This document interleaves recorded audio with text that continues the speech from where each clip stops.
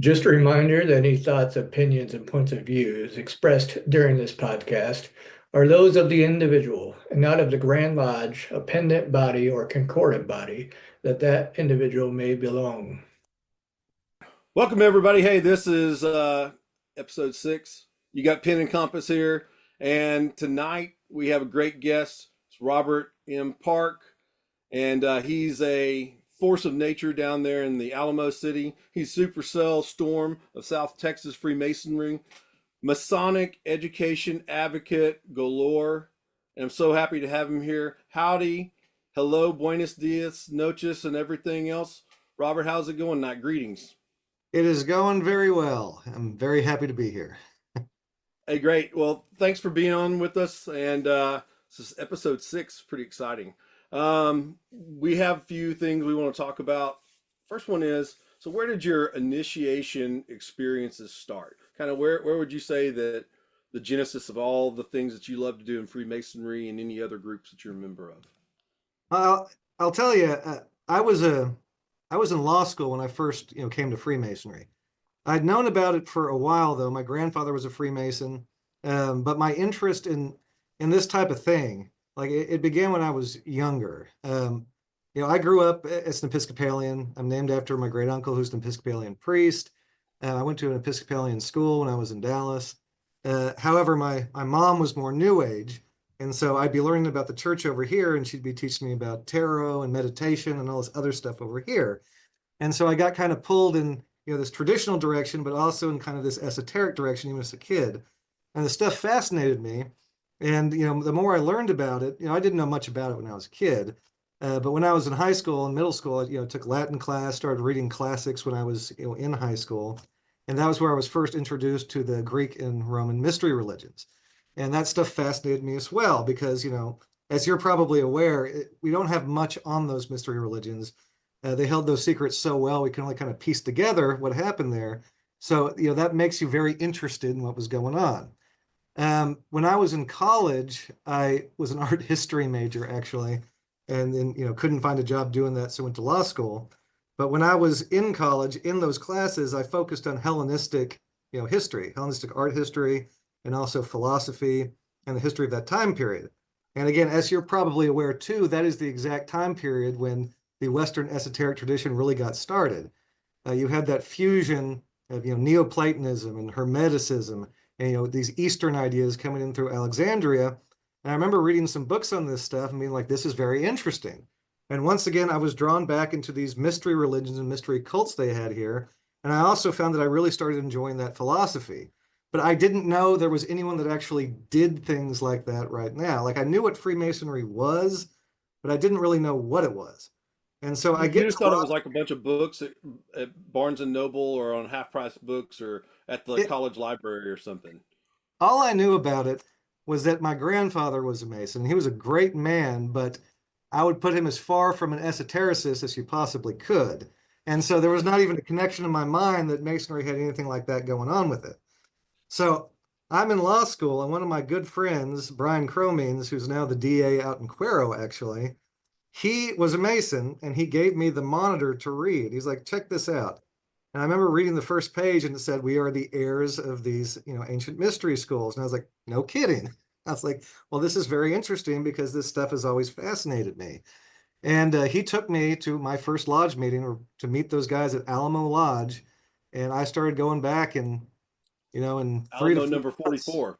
Alamo number Alamo 44 at the Scottish Rite, downtown San Yeah, Antonio. right. Within walking distance. That's what I want. Like people that aren't familiar, even in Texas, it's walking distance to the actual real Alamo in downtown San Antonio. And what people don't know, a lot of people don't know this, that our lodge was actually founded in the Long Barracks. Like when it had 2 stories, that second story, that was where our lodge was founded. And then we moved to another building. Now we're at the Scottish Rite, but we've always been right around the Alamo, and it's very cool to have that history there. That's So that's yeah, amazing. Yeah, yeah, I went. yeah. Go ahead. Go ahead. We'll talk Okay. about I want to talk about Alamo 44 after we get Oh through yeah, this. so Go I'm ahead. happy Yeah, to talk about keep on Alamo rolling. 44 too. But I started going and I was hooked. And I went and met everybody. Got my petition signed, got to know everybody there, and got initiated in there. And it was that was the beginning of my journey with these types of things. And since then, I've done a lot more than that. I'm a member of multiple different groups, and it's become a passion of mine. Like I'm again, sitting here where I am now, I had no idea as a kid that I would, get to this point. There's stuff that really interested me, and I didn't know there were groups out there that, did this sort of thing. I had no idea. And so the path I took to all this, it's an interesting path, but it was always leading towards this in a way. So I felt like I was kind of directed to Masonry. I think a lot of people feel that way too, that, all the roads were kind of leading there. And once I got in that door, then it opened up a thousand other things for me. And I think for me, even, if you go back on episode 3, I talk about my background. I had, just like you, had the family, the papa, my Uncle Barry that just passed away. Um, Lots of family in Oklahoma, Freemasons on my mom's side of the family. But for me, there was this, wow, everybody that was a founder of the United States of America, a lot of the key revolutionary figures and founding fathers, Freemasons, and then also for Texas, the same way, being a proud Texan. And Yes. and um and so I'm like, wow, this is just, and this is just no way that this is not something that I need to be a part of. And then probably I do say this, that if my college fraternity would have been more active in the alumni chapter side of things, I may not be a Freemason, because I was looking for that community, that brotherhood. Yeah, same So here. And the people I've met through this, yeah, have been incredible. And again, have opened me up to many other different things I never would have done, apart from meeting them. So yeah, yeah. I'm very glad the roads led there, and I'm very happy where I am right now with that. So we'll just really quickly, we'll tie a harness and a leash to the rabbit, but we're going to chase the rabbit a little bit here. We're going to Okay. go with Alice down the hole, okay? Rabbit hole. So Alamo 44. My background is on my wife's side of the family. Uncle Cliff was a member of Austin 12, lived in New Braunfels, and whenever he came, the only 2 meetings I've ever sat in lodge with him were whenever I became a Master Mason in Arlington, November of 1999, and then probably within the next couple of years, Boyd Patterson had just been elected Grand Master of Masons in Texas, and we did that Alamo like in January or something, or we had like that what was that? That used to be in December, I think, or something, I think, and yeah, I came yeah, down and worked. I had a just this has to be like 2002 ish, maybe. yeah. I think at that point it was during December or January. I know that it Yeah, got and moved to so it was March. a rededication. Yeah, so the master of the Grand Master would come for an official visit to Alamo 44, and we would get the keys from the Daughters of the Republic to the nave of the Alamo. And after dark, we would be able to. I mean, I remember there being hundreds of. We would meet over at the Scottish Rite, then walk around the corner, and we would go right in the front door of the Alamo, just like a tourist. But all the chairs were set up for us to have a private meeting in the lodge room shape, with all the stations, and everything was laid out. It was amazing. It's like I'm getting chills right now just talking Oh, about it. it was so incredible. And anyone that hasn't experienced that, I mean, it was like you said, to be in there by yourself after hours, like opening a lodge was amazing. And the reason we got to do that is because Alamo Lodge always had a very close connection with the Daughters of the Republic. Clara Driscoll is buried in the Alamo Lodge Cemetery, and as you know, she's the savior of the. I don't know why I'm putting quotes. She is the savior of the Alamo. Without her, that thing would have been bulldozed down. When Alamo Lodge started, I mean, that was a storage place for the Quartermaster Corps. And, our first worshipful master, that's what he did. And so Alamo Lodge has assisted and What year always, was that, Robert? oh my God, that was when 1840 something. we just had our 175th. My secretary and my mentor, Ron, would murder me if he knew I couldn't remember the year. But yeah, we just had our 175th. So whatever that is. Well, we're like 390 lodge numbers apart, and mine's 438 and yours is 44. Yes. Y'all are Republic of Texas, obviously, and all those nice things. True or not? No, I first don't think 30. so. I I think think y'all are right after that. we were right after. Yeah. Uh, yeah, but the issue was, I mean, our lodge always gave money to the daughters. We helped them out and they helped us out. We had a very close relationship. And, what happened is when the daughters lost control of the Alamo, we kind of got kicked out, basically. Everybody Right. got kicked out. And we've been working pretty zealously to try to get back into the chapel. And we're making some progress with that. And hopefully when they finish the renovations in the Alamo right now, because it's going through some pretty serious renovations, we'll be able to get back into the chapel, or at least it looks like it's possible that that's going to happen. So I think for me, not only this just amazing memory with, he's my uncle by, my uncle-in-law, uncle by marriage, but he was my uncle. And for me to have the only two times that we got to do something as Master Masons together in that setting, we talked about it a bunch at family gatherings and things, but my Uncle Cliff was a lot like me.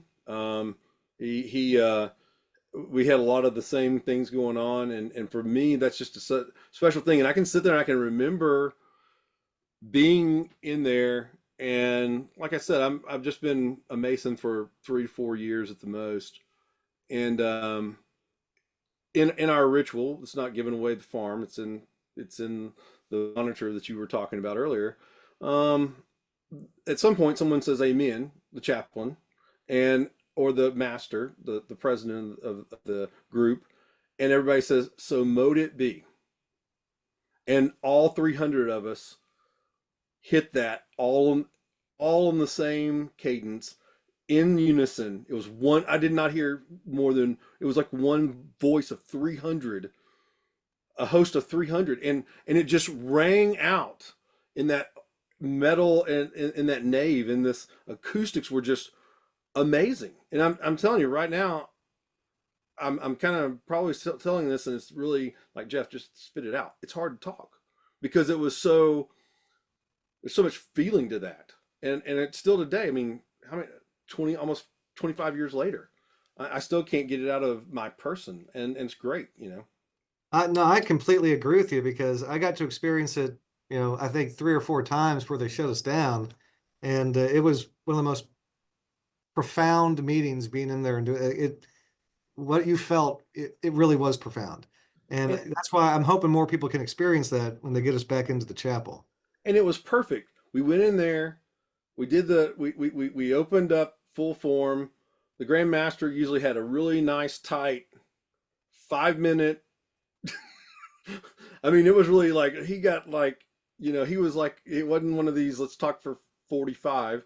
Um, Maybe there's a couple of past Grand Masters that did that if they got the opportunity, but and we know who they are, but we won't name any names. Um, but but I just remember it being, wow, it was all about. And then we got to take our Master Mason. Everybody stood up, put their hands over their hearts, and we went and we recited in unison the Master Mason's obligation. Everyone participated in it, and it was with the Grand Master leading all that.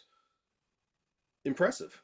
Yes. And I think sometimes, as we're about to start talking about education and Masonic experiences and stuff in this episode, sometimes it doesn't have to be that complicated. It doesn't have to be that elaborate. And I think sometimes less is more. And I think a lot of times people forget that, right, Robert? I mean, what are your thoughts on that? About less is more. Well, I don't know if this is what you're getting at, but I agree with you in the fact that, and this might be totally opposite of what you're saying, but I love the esoteric side of Masonry. I love really digging into the symbolism. I love digging into the mystical parts of it. I love that. And you could go down rabbit hole after rabbit hole, and we do, like in the Scottish Rite, and we do education in the Blue Lodges. And but after a while, you kind of realize like it's fun, it's intellectually engaging, and it does lead to some good results. But sometimes you're forgetting what we're supposed to be doing here. And a lot of the actually important lessons are deceptively simple. And we don't tend to focus on those because they're not fun or they're not sexy or they seem too mundane or too like cliched. Or they And don't help people's heads and egos expand. exactly. It, And it's that problem that when you say less is more, sometimes we do have to remind people that what we're doing here is not just this exercise of trying to get some sort of secret knowledge or personal power or glimpse at the unknown or whatever they're thinking is going to happen. It's about actually becoming better people and like helping the community. And those lessons are simple, but they are hard to put into practice. It is much easier to sit there and read these books and philosophize about symbols and, Hermeticism and the Kabbalah than it is to actually make a good decision in your personal life. And, that is what Masonry is supposed to be doing as well. It's both of those things, because one of those things is supposed to lead to the other, but we tend to forget those simple lessons, I think. Well, what I mean is we didn't have to have a grand oration. We didn't have to have, and it was very, and it hits all the points for me, because I'm a big advocate for make it interactive, make it experiential. You can stand up there and talk for, if you get an hour, you need to talk for 30 to 40 minutes, and then you need to either open it up for questions or have something, an exercise, or have some practicum or something, to where you get, and you're kind of almost like, it's what I learned in scout leadership, is you exemplify it, you talk about it, you exemplify it, and then you throw it back to them to say, hey, here's your new set of skills, get a chance in a safe space to use them, and I'll guide you through that. And, Yeah, and that's what I think that's what we're really needing more holistically. I get what you're saying now. And yeah, I was a little over here with that, but I think what you're getting at with the reason those ceremonies were so profound is because you don't need to say anything. Like when you're in a space like that and you're contemplating the history that was there, what everyone is doing there, like you're having your own personal experience there that is meaningful. You don't need someone going up there and spoon feeding it for you or making like a huge lecture or like talking forever. Like you said, in those situations, less is more, because everyone is kind of engaged in their own personal contemplation with that, and just let it happen and let them do it. And yeah, again, you can really overdo those things. But there's a time and place for long speeches too. But in that situation, the feeling of being there comes from where you are and what's going on, and not what anyone's saying there. And that's why men learn the best, experiential learning. Mm-hmm. Learn, own it, know it. Yes. It's in their heart. Cool. Let's move on. We got another thing to talk about here. Let's see. What about we talked about your experience with ritual initiation experiences. You talked about Alamo 44. That's your mother lodge. That's where you became a master mason, right? Correct. So how was that as a candidate there? Like, give me your kind of impressions, good, bad, indifferent. I will say I enjoyed my EA degree. My friend who brought me into Masonry was my senior deacon. I thought that was pretty cool. I enjoyed it. I don't remember much from it. I think that's with most people. You have so much stuff going on, but it is a very, I keep using this word, but it was a profound experience. I didn't know what the heck it was when I was going through it. My master's degree could have been better. I mean, it was great, but because you don't know what's going on. But our problem was, at the time we were rebuilding the lodge, and so there weren't a lot of people that could actually do the work. And so we had people come in that did the degree work, and they did it in a less than inspired way, I would say, now that I've seen, untold amounts of these things done. And we had multiple people, going through the degree in the same day. And so I was one of the later ones, so everyone's already kind of tired. So I think, that was the issue with when I went through it. Still really enjoyed it, but it wasn't the best degree, I would say. So you're saying that they were kind of like the speaker whenever you're going through a full day like conference, and that's the person right after lunch. Oh yeah, it's like everybody's just tired, or the last person on. Yeah. Go ahead. I'm sorry. Oh yeah, you could tell they were going through the motions, but that's fine, because in my personal opinion, going through it as a candidate is important. But I'm speaking for myself here. I didn't really learn much going through it. Where I enjoy watching degrees and participating in them, I get much more out of that. And each time we do it, I feel like I get something more out of it. It's one of those works in progress. You can keep coming back and look at the same thing, and the more you learn when you come back to the same thing, it looks different to you. And the thing hasn't changed, but your perception has changed because you've learned things since you looked at it. And that's how I consider these degrees, is each time you do it, something else pops up. And so, I love doing degree work and I love going to watch them because every time I will, feel something or learn something I didn't know beforehand. And so again, my degree was fine, but what I've learned has been mostly through participating and watching them. And I think that's who they're really for. They're for the candidate, but they're also for the brethren. Yeah. No, it's everybody in the room should be experiencing it and relearning it or extending things and I love it. I love where I'm at. I do, me as a York Rite Mason and those type of things. And um I just really enjoy that side of it. I won't go into that because we want to keep moving along. But Well, um, I want to so add I do have this. a question about degree Oh, teams. Do go you ahead. work with the same, whether it be whatever level of Freemasonry, are you working with the same set of guys? I get a privilege of doing that in Tarrant County with the usual suspects that we have. We're always doing Mark Master's degrees, most excellent, past master, roll R, especially the chapter council degrees. We're always working in those together, and it's fun because you know all their quirks. You've heard that guy say that Bible lecture 30 times or 400 or whatever. And is that kind of same thing you've got going on there in San Antonio? Got your Not, little not really, and not at least with Alamo. And this is what I kind of like about it because we have enough guys that are coming through and that are motivated that they want to learn, parts and they want to participate. And what I've seen, a lot of lodges don't have that, where you have to have the same guys doing it because no one else knows the parts or they don't want to do it. And that's one of the issues that we've had too, is sometimes people think that a part has become theirs and they don't really want to give it up. But we want to encourage our newer guys like to get involved. And so honestly, our degree teams change pretty regularly because we're getting people in and putting them at positions and they're learning new ones. The only positions that don't change too much are the people that give the lectures. And in certain degrees, some positions, you have to speak quite a bit.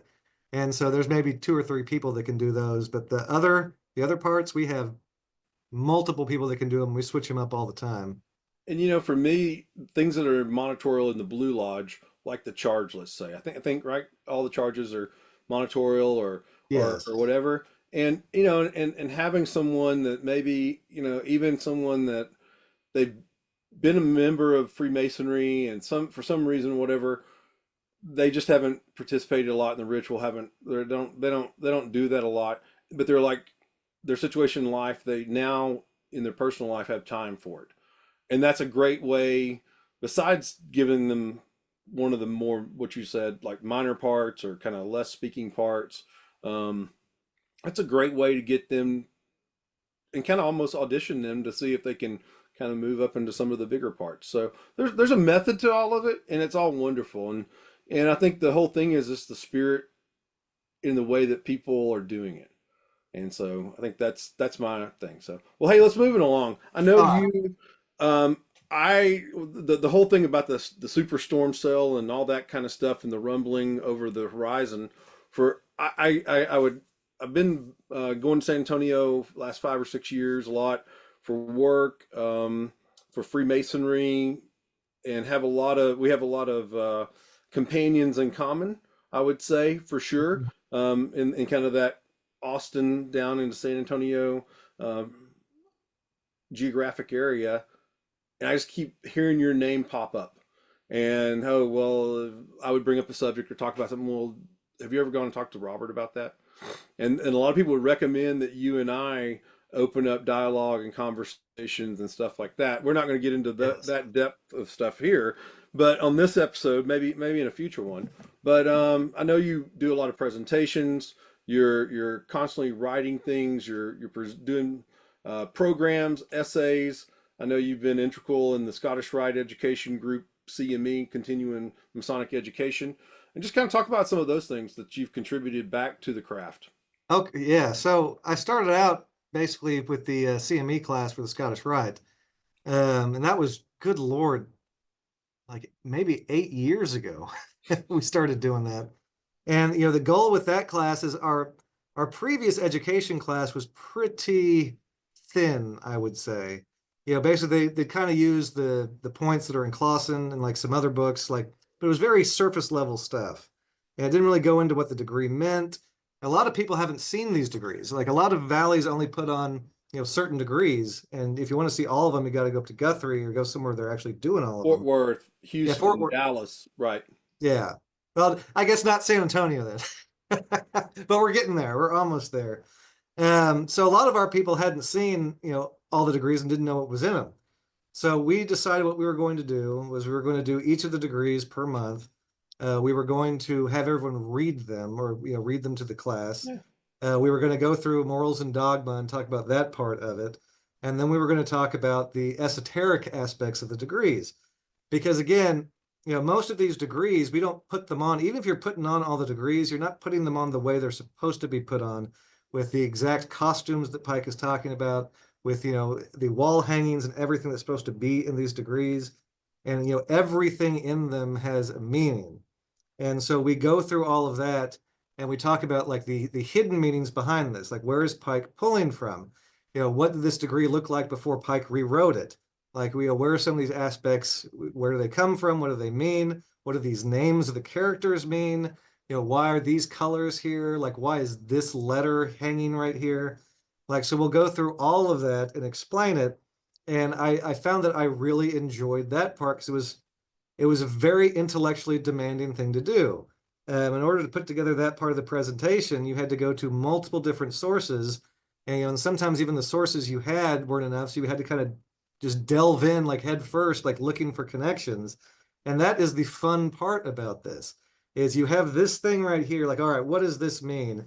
And you go out and start just like going down each of these rabbit holes until you find something that you're like, oh my God, that actually fits together here. That fits with this thing. And that became fascinating for me. And it was also a very good way to teach me how to kind of look at these things. And that's one of the dangers that we have when we're trying to explain the symbolic meaning of some of these degrees, because you can go way off the deep end into speculation, and it's really fun to do that.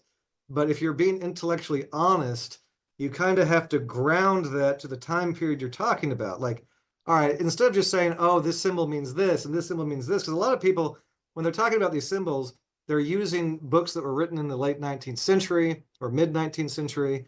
And these guys were not historians. They were like, oh, this symbol looks like this symbol, which looks like this symbol. Like this Egyptian god kind of looks like this one. And they're saying, oh, this stuff goes back to time immemorial. They're making all these claims, but none of those claims are grounded like in any historic fact.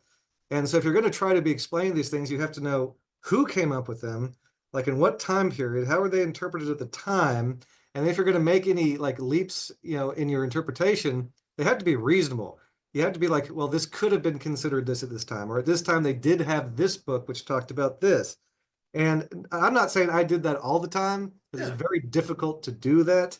But that again was one of the fun parts about it, was to try to come up with an idea and then see if that made sense from the time period and the author's standpoint.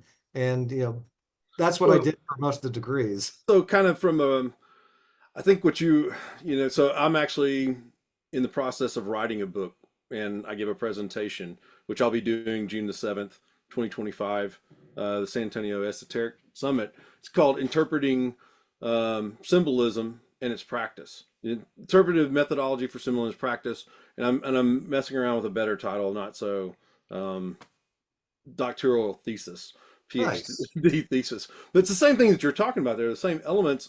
And a lot of it boils back down to, I looked at one point in time going into seminary, and there was a whole course or a whole like module of teaching is what's called exegesis. And that's what you're doing is EXGESIS, Yes. exegesis. And that's what you're doing is you're going back and you're trying to take and find that meaning or that interpretation within context. And I'm blessed to be in a group of believers and be under kind of a pastor at my church for the last 20, almost 30 years, two different guys. And they always start out and they say, this is the Greek word that's used in this part of the New Testament, or here's the Hebrew word, and here's what it means. And we're blessed to have actually someone in our Baptist church that grew up in Brooklyn, and he's a Messianic Jew, and he'll actually be on this program at some point. but so I think that's sometimes we miss that in Freemasonry. People don't, like you said, take those extra steps to still have fun and kind of chase the myth and unpack the sci-fi and all that great stuff. But sometimes it loses some personalities and characters But at the and same time, I want to put an asterisk on that, or like a caveat, because to be completely honest, a lot of what we know now as the modern iteration of the Hermetic Kabbalah was formed by exactly those flights into fancy. Like a lot of these guys weren't engaging in this rigorous, like historic, that they weren't comparative religion scholars, right? And they were misinterpreting a lot of things, but it didn't matter because you have two like viewpoints on this. One is, yes, you can trace the exact history of this, and, from a sociological or anthropological like point of view. But two, there's this, you know, the esoteric aspect, to not to put, better term to it. But the whole idea to me is, if it works, if it supplies someone meaning and it makes them a better person and it makes them a better, husband and father and citizen, it actually works upon their soul and makes them a better person. Does it need a provenance? Like, esotericists are obsessed with provenance. Like, you can talk to any group and they'll be like, we can trace our lineage back to this, to this, to this. And they try to go all the way back to like Adam. Like, you can see this in the Legend of the Craft for Freemasonry, because it's this or whole, Ra or yeah, Rock like, yeah, or like anything's like or Odin or Hermes. somebody like that. Yeah, or whatever they're basing it on. Yeah, It's or like secret masters. Oh, there are these beings that have given us, this knowledge. So trust me, this stuff is true. When you start dissecting that stuff, a lot of times, it is complete, BS. Like a lot of these provenances don't really exist, but they're put there because I just think it's a bad idea. Like, it's like, if it works, this is more of like a chaos magic kind of standpoint. If something is supplying meaning, if it's doing what a system is supposed to be doing, why do you need to ground it in some kind of mythical like past? Like, it works for you. Like, you don't have to engage in that kind of logical like contortion, like to say that it's real. yeah. For me, I think I think it's also going back to, if you're talking about a couple hundred years ago, people are starting to get in the Industrial Revolution. They're starting to kind of see that life is ugly and they're kind of living in cities and stuff. And maybe some of that kind of comes out of that. It's like they, I mean, what the movies did, right? When they in theater, and it takes you like what Lodge does, what Freemasonry does in a ritualistic sense. It takes you into a different plane of existence. It kind of in a different dimension. It kind of takes you into, and it takes those kind of it takes you away from the real world, which is what we're trying to do here on this program. Is Yes. just give people a chance to hear a great conversation between a couple of folks and it be interesting, which we're doing. I appreciate it. So, what's some actual titles of essays, papers, magazine articles that you've Okay. written? So you sent me this beforehand. I'm trying to remember all of them. Well, So we can just put those up on your profile whenever we do this episode if you want to. and I But will, and I'll find the rest of them too. But yeah, I'll tell you, I have giant PowerPoints for every single Scottish Rite degree on the esoteric aspect, and those took forever. And I plan on putting those into some kind of book format and expanding upon them, because I put a crap ton of work in there.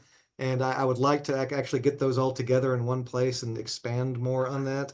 So that's kind of one of my goals in the future, is to well, take all talk to the me whenever you want to do that because I've got some ideas for you of how excellent. I you would can love to talk to you on that. not only me. I mean, not but yeah, we'll chat on that. I'd love to Uh, support you in that. I'm not going to say collaborate. Support you would probably be the better. One of the first papers I wrote and presentations I gave as a young Master Mason, I think I said, you remember Bromwell, who wrote that Restorations in Masonic, geometry and symbolry? I saw that title, and I haven't read a lot of that. I read the ritual and the Bible, so that's kind of I'm bad about other sources and remembering where they came from if I did. Bromwell was really obsessed with astrological like links to Masonry. He had this whole idea that each one of the officers and stations represented some astrological function. He had this very complex, system down, and how all the movements and all the degrees related to basically all this stuff. And it was very fascinating, because I remember, like, even when you look at in our monitor, the form of the symbolic lodge, like, he really goes into that. That's very Bromwellian when you look at how that is arranged. Um, he's incomprehensible sometimes, but I don't know if I believe it now. It's not something I really go back to, but I'm glad I read that book, or at least most of it. But I did a presentation on that and presented it to a few lodges, and everyone's eyes just glazed over, and I got kind of a golf clap at the end. So that was one of my first ones, but it was very interesting. And I've had more than a few of those, and I finally stopped talking so much and broke it up a little bit. Yeah, I'm right there with you. I've done the same thing. So yeah, we grow, right? So then I got really interested in, everyone always talks about, is Freemasonry part of the Western esoteric tradition? There's a lot of people that say yes. There's a lot of people who are like, So I did a paper and a presentation on whether Masonry is esoteric. And I used the definition of esoteric that Antoine Favre gives. Basically, to go into that, there's a whole study in the past like 30 or 40 years. The study of esoteric philosophy has really kind of increased. It used to be just kind of like thrown in the dustpan, like, oh, this stuff is just deviance, this is just irrationality. But these days there's a large academic study of the Western esoteric tradition. I think they hold seats. There's like 3 or 4 different universities that have a seat for esoteric philosophy. And there is a great book, the first one of many, that was written by this guy. I don't know if I'm pronouncing his last name right, but it's Antoine like Favre or Favre or something like that. But he goes into what makes a system esoteric. And he has these different rules. He looks at all of this stuff throughout the history of the Western esoteric tradition, from the Hellenistic period up until the occult revival in France, and then into the United States. What are the things that make something esoteric? And he listed them out. It has to do with like correspondences, has to do with like a living universe, has to do with transmutation, like all these ideas we associate with Which is a part of alchemy. Yes. And the transmutation part. I don't know if that makes sense the way I jumped in there, but no, it does. It does. And the Western esoteric tradition is a hodgepodge of basically Hermeticism, which is alchemy, astrology, and magic, Neoplatonism. You have some Eastern thought in there, because a lot of alchemy was done by Islam, and even the Emerald Tablet, basically. So you have Islamic mysticism, and then during the early Middle Ages, you had the Kabbalah and the Zohar coming out of Spain. And all that stuff got kind of found in the Renaissance when they started translating the Corpus Hermeticum, and it all got mashed together with Christianity, and it formed this thing, right? And this thing had all these aspects of these different systems. And then you had the Reformation, you had Rosicrucianism, which expanded upon that. And then you had basically, thanks to Eliphas Levi, you had basically tarot being thrust into this Kabbalistic system. And then, of course, you had the Golden Dawn, and the rest is kind of history from there. But going through that and looking at what all these systems had in common, my conclusion had to be that Masonry has esoteric symbols and esoteric aspects, but it is not esoteric in itself, because Masonry does not teach those specific dogmas.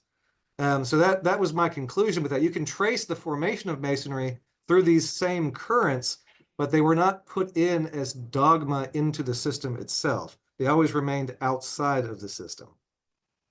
So I think for me, when I'm trying to explain the essence of what's going on there, kind of the X's and O's, the ones and the twos, or the ones and the zeros, I guess, the binary kind of code side of it. I think for a lot of people our age that saw Star Wars in the 70s and then the 80s, the 90s, up until the present day, I'm kind of like, how like if you look and you really look at Star Wars and what George Lucas did there, it's a little bit of Asian influence, it's Eastern European, it's in the characters, it's modern, it's old, it's ancient, and that's kind of the way kind of Masonic works to me. Is it kind of, we've always just kind of, there was this point that everybody had enough learning and knowledge, and they just kind of kept saying, ooh, this is perfect, we can just keep putting all this together. And it's kind of like, what did you have last night for vegetables? I don't know. I just threw a bunch of stuff on a cooking sheet, put olive oil on it, and just kind of baked it, at 350 for 25 minutes. And it's kind of the same thing. You know, there's carrots on there, there's broccoli, you know, onions, all that kind of stuff, and it kind of just comes out as a nice roasty, tasty thing. And it's kind of the same thing going on with, I think, Western esotericism a lot of times, because as soon as you start getting into this part of it, it kind of, this other side of it kind of comes in to enhance it, or weaves back to it, or plugs into it, or however you want to say that. Well, that's one of the things I love about studying it, is because there is no institution. You know, there is no dogma in the esoteric world. There is no institution saying this is orthodoxy and this is heterodoxy. It's basically every man for himself. And that's what makes it so fascinating, is because the people that have come in here have been trying to create something for themselves, basically, and they're using all of this stuff, and they're creating this meaning out of these symbols and out of these ideas, and they're creating new things every time. Like it's not just we have to do what we've always done. They're taking pieces from here and pieces from here and throwing them together and making something completely brand new that makes you look at things in a much different way. And you know, you don't get that with a lot of other systems, because no one is experimenting like that in a lot of other systems. It's either not allowed by the structure, or it's just not necessary. But you know, that is what's so endlessly fascinating about the esoteric current, is that is continually happening. It'll look different in 10 years from now than it looks now. Awesome. Yeah. Well, we're gonna take a break right here. It's been fascinating. Really enjoying this. This is part 1 of episode 6 of Pen and Compass with Robert M. Park of San Antonio, Texas. So with that, we're going to take a quick break. Come back and watch us on part 2, and you know, stick by the channel, hit like and subscribe. We'll see you in a little bit. Howdy. So excited about telling you about this great event, June 2025, San Antonio Esoteric Summit. We're going to have a great lineup of speakers. It's a day of interactive subject matter experts coming in from multiple states: Nebraska, Illinois, Indiana, Michigan, Colorado, all-star lineup. And it's a great event, 50 participants, esoteric subject matters, study, great education, very interactive. I'll be starting off the day talking about interpretation of symbolism. RJ Johnson will be bringing us his views on Esoteric 101 and how that all works. Then we'll go into alchemy with my buddy Rodney McGilvery. TJ Brumfeld will be wowing us with his knowledge and insight on Kabbalah. Dirk Hughes will be also telling us about how bees and beehives, the symbolism Masonically, as a beekeeper himself. And then we're going to end the evening with Ben Williams unpacking Martinism for us and talking about that. There will also be 2 other sessions during the day where the different speakers will get together and kind of collaborate, kind of in a jam session, kind of like at a concert at the end. And then we're also going to have a panel for each individual presenter to go over a question and just kind of tell you about themselves and their process. Sounds like a great day. It's going to be a wonderful time. It'll be one of the things that you won't want to miss in 2025. So go and register, sign up, be one of those 50 participants, and we'll see you there in San Antonio.